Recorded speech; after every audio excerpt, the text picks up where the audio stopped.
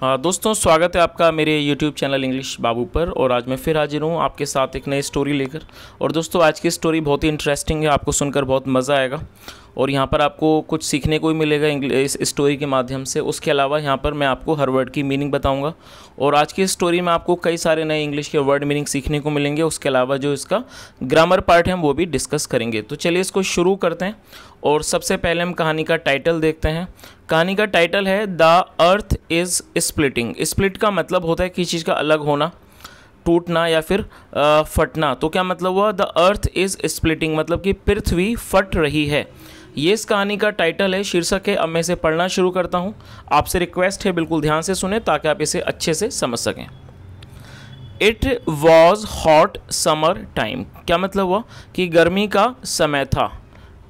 A rabbit was resting under a coconut tree. क्या मतलब हुआ? देखिए, जब भी वॉज या वर्ग के बाद फोर्थ फॉर्म का प्रयोग होता है तो वो पास्ट कॉन्टिन्यूअस का टेंस होता है। तो ये रैबिट सिंगुलर नाउन है और सिंगुलर नाउन के साथ वॉज आता है। और रेस्ट का मतलब होता है आराम करना। तो क्या मतलब हुआ? अ रैबिट वॉज रेस्टिंग, एक खरगोश आराम कर रहा था। अंडर मतलब कि नीचे, अंडर अ कोकोनट ट्री मतलब एक नारियल के पेड़ के नीचे। तो इस लाइन का क्या मतलब हुआ कि एक खरगोश नारियल के पेड़ के नीचे आराम कर रहा था। चलिए आगे देखिए। It's idle mind wandered. देखिए, आइडल का मतलब होता है खाली, एक एडजेक्टिव है, और माइंड मतलब दिमाग, जो उसका खाली दिमाग था। वंडर, वंडर का मतलब होता है किसी चीज़ का ताज्जुब करना, किसी चीज़ का आश्चर्य करना। ये और ये वर्ब है की सेकंड फॉर्म है। तो क्या मतलब हुआ? इट्स आइडल माइंड वंडर्ड, उसके खाली दिमाग ने सोचा या फिर उसके खाली दिमाग ने मतलब इस चीज़ की परिकल्पना की। वॉट वुड हैपन की क्या होगा, इफ़ यदि, द अर्थ स्प्लिट की यदि पृथ्वी फट जाए। चलिए आगे देखिए। जस्ट देन, जस्ट देन का मतलब होता है तभी, तभी। Just then a coconut fall from the tree.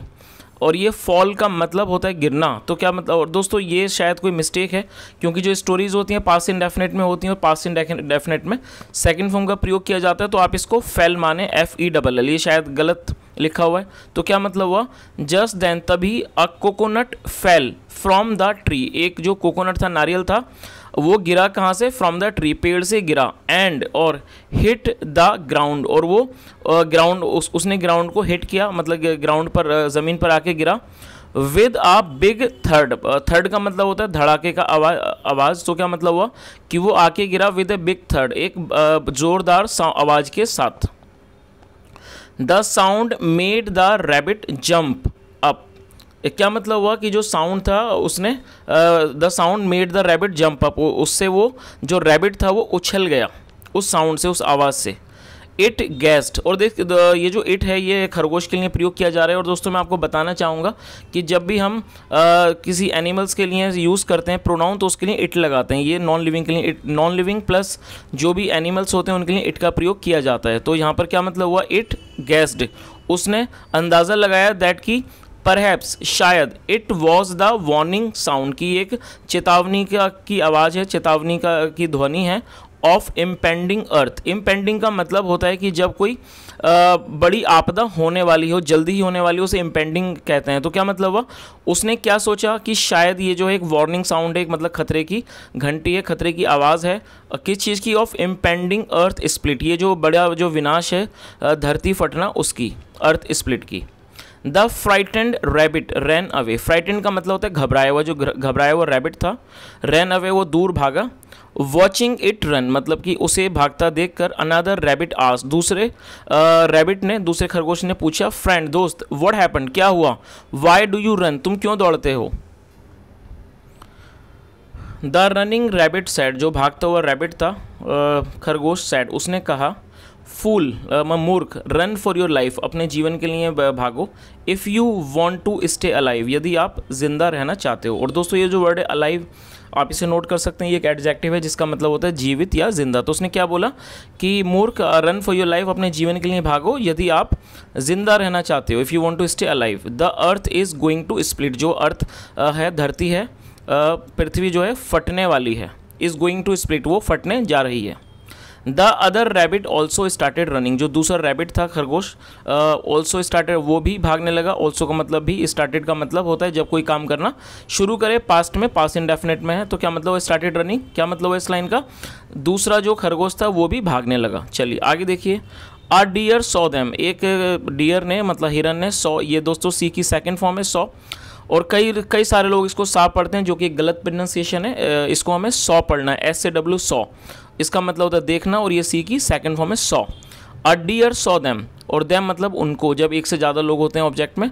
A dear saw them, एक हिरन ने उन्हें देखा रनिंग, भागते हुए। तो इस पूरी लाइन का क्या मतलब हुआ, अ डियर सॉ देम रनिंग, एक हिरन ने उन्हें भागते हुए देखा। इट आस्क्ड, उसने पूछा, वन ऑफ द रैबिट, एक खरगोश से, the reason of their flight, उनके भागने का जो रीज़न है मतलब वजह है वो उसने पूछा। द रैबिट इन्फॉर्म्ड, जो रैबिट था खरगोश था उसने सूचित किया, दैट की द अर्थ वॉज स्प्लिटिंग, जो धरती है वो फट रही है। The deer also ran with them, जो डियर था खरगोश था वो भी उनके साथ भागा, दौड़ा। One other deer also join them, जो एक दूसरा जो हिरन था उसने भी उन्हें ज्वाइन, वो भी उनके साथ शामिल हो गया। चलिए आगे देखिए, आगे क्या होता है इसमें।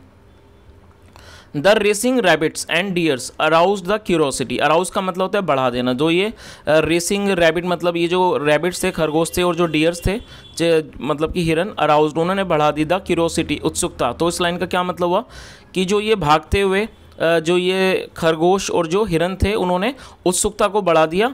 ऑफ ए चीता, एक चीता की। इट ऑल्सो स्टार्टेड रनिंग, वो भी भागने लगा। आफ्टर लर्निंग, लर्न का मतलब होता है किसी चीज़ का पता चलना। आफ्टर लर्निंग मतलब जानने के बाद। द न्यूज़ मतलब उसको, इस खबर को जानने के बाद वो भी भागने लगा। शॉर्टली लेटर एंड, शॉर्टली मतलब थोड़ी देर बाद, लेटर, शॉर्टली लेटर मतलब थोड़ी देर के बाद। An elephant also joined them, एक जो एलिफेंट था हाथी उसने भी, वो भी उनके साथ शामिल हो गया। And by the creatures of the jungle were on the run, तो क्या मतलब हुआ, एंड बाय मतलब धीरे धीरे जो बाकी जो सारे क्रिएचर्स थे, जीव थे जंगल के, वर ऑन द रन, वो भागने लगे। वर ऑन द रन मतलब वो दौड़ में शामिल हो गए, भागने लगे। चलिए आगे देखिए, आगे क्या होता है इसमें। The running crowd met the king, जो रनिंग, ये जो भागता हुआ जो ये भीड़ थी, क्राउड का मतलब भीड़, मैट ये मीट की सेकंड फॉर्म है, इसका मतलब होता है मिलना। तो क्या मतलब हुआ, द रनिंग क्राउड, ये जो भागता हुआ जो ये क्राउड था, भीड़ थी, मैट द किंग, वो राजा से मिला। लॉइन मतलब राजा, मतलब लॉइन शेर से, लॉइन ऑन देयर वे, अपने रास्ते पर। इट रोवर्ड, रोड मतलब वो गुर्राया। Why do you all run, कि तुम सब क्यों भागते हो, क्यों दौड़ते हो। व्हाट्स रॉन्ग विद यू, मतलब आपके साथ क्या समस्या है। द चीता सैट, चीता सैट पेंटिंग, हाँ मतलब कि चीते ने हाँफते हुए कहा, सर श्रीमान, द अर्थ इज स्प्लिटिंग, जो अर्थ है, पृथ्वी है, वो फट रही है। Who says the earth is splitting, क्या मतलब हुआ, हु मतलब कौन, हु सेज कौन कहता है, द अर्थ इज स्प्लिटिंग की जो धरती है वो फट रही है। द लॉइन ग्रोल्ड, जो शेर था वो गुर्राया, ग्रोल मतलब गुर्राना। द चीता रिवील, रिवील का मतलब होता है जाहिर करना, कोई राज, कोई किसी चीज़ का खुलासा करना। चीता ने खुलासा किया। द एलिफेंट इन्फॉर्म्ड मी, जो एलिफेंट है, हाथी है, उसने मुझे सूचित किया। किंग राजा, द डियर टोल्ड मी, मतलब कि डियर ने, चीते ने मुझे बताया। द एलिफेंट एक्सप्लेन, मतलब कि हाथी ने एक्सप्लेन किया, मतलब इसके बारे में बताया। The rabbit told me, rabbit ने मुझे बताया। अदरवाइज वरना, I was unaware of it, वरना मैं इससे अनजान था। अनअवेयर का मतलब होता है किसी चीज़ से अनजान होना। तो क्या मतलब है इस लाइन का, द रैबिट टोल्ड मी, खरगोश ने मुझे बताया। अदरवाइज वरना, I was unaware of it, मैं इससे अनजान था। द डियर इन्फॉर्म्ड, डियर ने मतलब कि जो वो हिरन है उसने सूचित किया। चलिए आगे देखिए।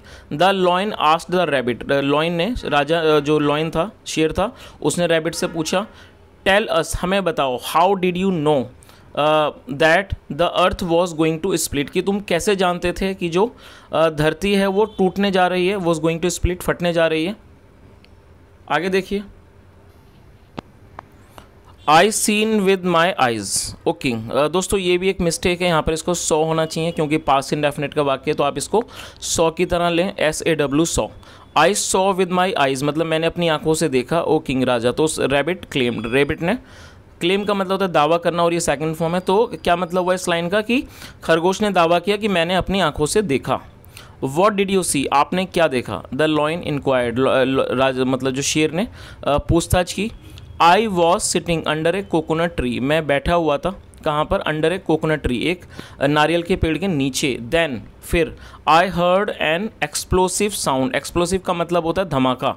तो उसने क्या क्या, और ये हियर की सेकंड फॉर्म है हर्ड, और जैसा आप जानते हैं पास इंडेफिनेट है तो पास इंडेफिनेट में अफर्मेटिव वाक्य में सेकंड फॉर्म का ही प्रयोग किया जाता है। तो क्या मतलब हुआ? देन फिर आई हर्ड, मैंने सुना, एन एक्सप्लोसिव साउंड, एक धमाके की आवाज़, ऑफ अर्थ, पृथ्वी की, रिपिंग ओपन मतलब कि फट रही है।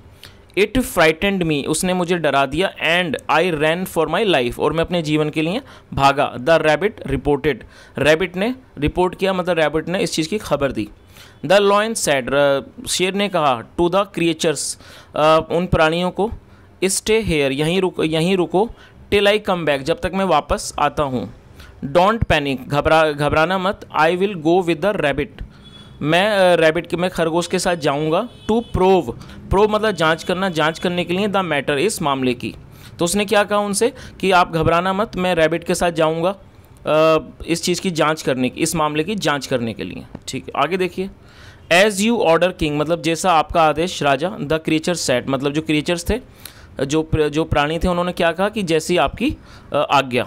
The lion reached the coconut tree, जो लॉयन था, शेर था, वो कोकोनट ट्री के पास पहुंचा, उस नारियल के पेड़ के पास। द लॉयन आस्क्ड, शेर ने पूछा, where did you heard the explosion. देखिए यहाँ पर डिड है तो ये डिड के बाद सेकंड फॉर्म कभी नहीं आती, तो ये भी एक मिस्टेक है, आप इसको हियर की तरह समझें, HER। तो क्या मतलब हुआ? Where did you hear the explosion, आपने धमाका कहाँ सुना? एक्सप्लोजन मतलब धमाका नाउन है, और वेयर डिड यू हियर ये पास्ट इंडेफिनिट का वाक्य है। Where did you hear the explosion, आपने धमाका कहाँ सुना? देयर, वहाँ, the rabbit pointed to a spot, there मतलब वहाँ, रैबिट पॉइंटेड का मतलब होता है उंगली से इशारा करना। द रैबिट पॉइंटेड, उसने इशारा किया, टू अ स्पॉट, एक जगह की तरफ। द लॉयन सॉ, शेर ने देखा, अ कोकोनट, एक नारियल को, लाइंग देयर, वहाँ पे पड़ा हुआ। लाइंग का मतलब होता है पड़ा हुआ, तो क्या मतलब हुआ इस लाइन का? The lion saw a coconut lying there मतलब कि शेर ने एक नारियल को वहाँ पड़े हुए देखा। इट थॉट, उसने सोचा, सो इसलिए, दिस वॉज द फ्रूट, कि ये फल था, that started all the mad race, जिसने मतलब शुरुआत की किस चीज़ की? ऑल द मैड रेस, इस पागलपन की जो रेस है, मतलब जो दौड़ है, उसकी शुरुआत की। It fell on the heap, heap का मतलब होता है ढेर, ऑफ ड्राई लीव्स, क्या मतलब हुआ? ये गिरा, ये फॉल की सेकंड फॉर्म, इट फेल हुआ, ये गिरा, on the heap of the dry leaves, dry leaves मतलब सूखे पत्ते। तो क्या मतलब इस लाइन का कि ये गिरा कहाँ गिरा? On the heap of the dry leaves मतलब कि सूखे पत्तों के ढेर पर गिरा। एंड द सिली रैबिट, और ये जो मूर्ख रैबिट था, खरगोश था, थॉट, उसने सोचा, दैट की, ये थिंक की सेकंड फॉर्म है, थॉट सोचा, दैट की, द अर्थ वॉज स्प्लिटिंग, की जो धरती है वो फट रही है।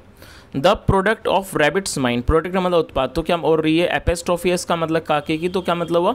The product of rabbits mind मतलब क्या हुआ कि रैबिट की, खरगोश के दिमाग की उपज, प्रोडक्ट मतलब उपज। The lion reach the spot, जो लॉयन था, शेर था, वो स्थल पर पहुंचा, along with the rabbit, rabbit के साथ, खरगोश के साथ, वेयर, जहाँ all the creatures were waiting for them, जहाँ सभी जो क्रिएचर्स थे, प्राणी थे, वो उनका इंतज़ार कर रहे थे। द लॉयन अनाउंस्ड, जो लॉयन था, शेर था, उसने घोषणा की, फ्रेंड्स, दोस्तों, you believed in what the silly rabbit said, कि आपने यकीन किया जो भी इस मूर्ख रैबिट ने, मतलब कि इस रैबिट ने, खरगोश ने कहा। Rabbit said, without trying to find out, बिना ये कोशिश किए, मतलब इसकी पता लगाने की, फाइंड आउट मतलब पता लगाना, बिना पता लगाने की कोशिश किए। द ट्रुथ, सच की, योर सेल्फ, अपने आप। तो क्या मतलब हुआ कि आपने इस बेवकूफ़ खरगोश की बातों पर यकीन किया, बिना कोशिश किए सच को जानने की। अ कोकोनट हैड फॉलन, एक कोकोनट मतलब नारियल गिरा था, ऑन द ड्राई लीफ, सूखे पत्तों पर। एंड द डे ड्रीमिंग का मतलब होता है दिन में सपने देखना, और ये जो डे ड्रीमिंग रैबिट है, मतलब दिन में सपने देखने वाला रैबिट, खरगोश, टुक इट, उसे लगा, फॉर द अर्थ स्प्लिटिंग, की जो अर्थ है, पृथ्वी है, वो फट रही है, splitting sound. Don't ever believe in here से मतलब अफवाह, तो क्या मतलब हुआ? डोंट एवर बिलीव, कभी भी विश्वास मत करना, यकीन मत करना, इन हियर से, अफवाहों पर। चलिए दोस्तों, अब इसका हम देख लेते हैं, इस कहानी का मोरल क्या है। दैट्स हाउ र्यूमर्स स्टार्ट, कि इस तरह से जो र्यूमर्स हैं, अफवाहें, वो शुरू होती हैं। डोंट बिलीव इन एवरीथिंग, हर चीज़ पर विश्वास मत करो। यू हियर, जो भी आप सुनते हो, you everything hear without rationalising it. Rationalise का मतलब होता है किसी चीज़ को तार्किकता से देखना, किसी चीज़ पर लॉजिकली उस पर देखना, किसी चीज़ को तार्किक बनाना। तो क्या मतलब हुआ कि किसी भी चीज़ पर सुनकर विश्वास मत करो बिना उसको तार्किकता देखे हुए। तो दोस्तों मैं उम्मीद करता हूँ कि जो आज की कहानी है आपको ज़रूर पसंद आई होगी, और ये जो इस कहानी का जो सार है, जो इस कहानी की शिक्षा है, वो बहुत ही अच्छी शिक्षा है कि कई बार हम कुछ भी सुन लेते हैं और उस पर यकीन कर लेते हैं, जो कि एक ठीक चीज़ नहीं है। क्योंकि अगर हम कुछ भी सुनते हैं तो हमें भी कोशिश करनी चाहिए उसकी प्रामाणिकता और कह सकते हैं उसकी सत्यता को पता लगाने के लिए कि उस बात में कितनी सच्चाई है, उसके बाद ही हमें उस पर यकीन करना चाहिए। क्योंकि कई बार ऐसा भी हो सकता है कि जो जानकारी हमारे पास आ रही हो वो एक अफवाह भी हो सकती है। और आपने देखा इस कहानी के अंदर सिर्फ एक खरगोश की बेवकूफ़ी की वजह से सभी जानवरों ने भागना शुरू कर दिया। वो सब घबरा गए, उन्हें ऐसा लगा कि पृथ्वी जो है फट रही है, जो कि लास्ट में जब वो शेर वहाँ गया और तो उसे पता चला कि ये सिर्फ एक उसका वहम था, और जो कि अफवाह की वजह से इतनी सारी मतलब परेशानियां हुई। तो दोस्तों मैं उम्मीद करता हूं कि ये जो कहानी का जो शिक्षा है आपको बहुत पसंद आई होगी, कहानी भी आपको अच्छी लगी होगी। और अगर आपको वीडियो अच्छा लगा हो तो वीडियो को लाइक करें, शेयर करें, चैनल को भी सब्सक्राइब करें। सुनने के लिए thank you so much. Have a nice day and bye.